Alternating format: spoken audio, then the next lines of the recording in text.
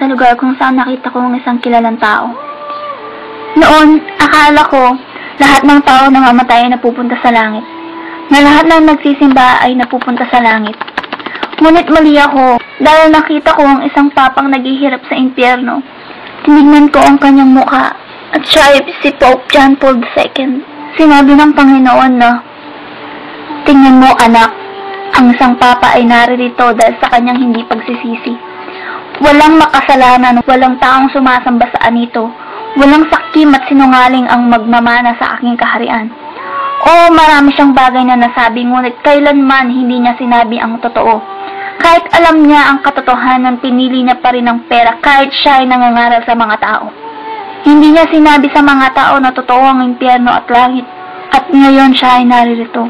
Pinagmasdan ko ang papa at may nakabalot sa kanyang lalamunan, isang demonyo na nababalutan ng karayom. Pilit niya itong tinatanggal, ngunit patuloy ding bumabalik. "Halika anak," sabi ng Panginoon.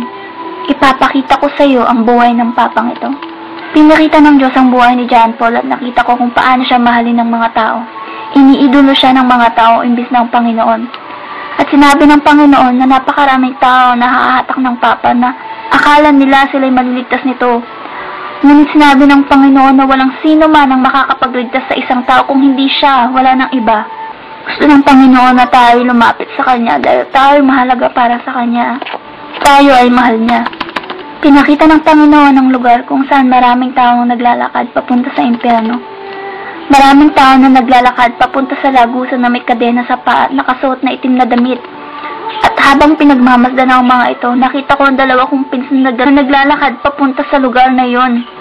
At sinabi kong, "Panginoon, papunta dito ang aking pamilya."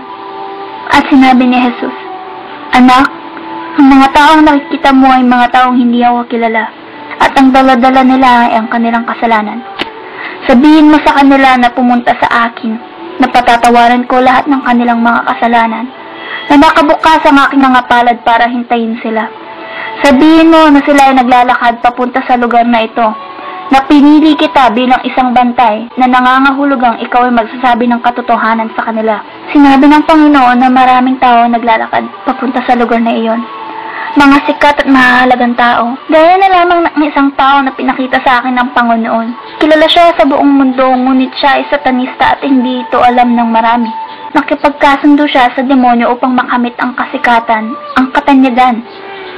Ang kanyang galaw kung paano sumayaw, yun ang nakita ko kung paano maglakad ang mga demonyo sa impyerno habang pinahihirapan ng mga tao. Sila ay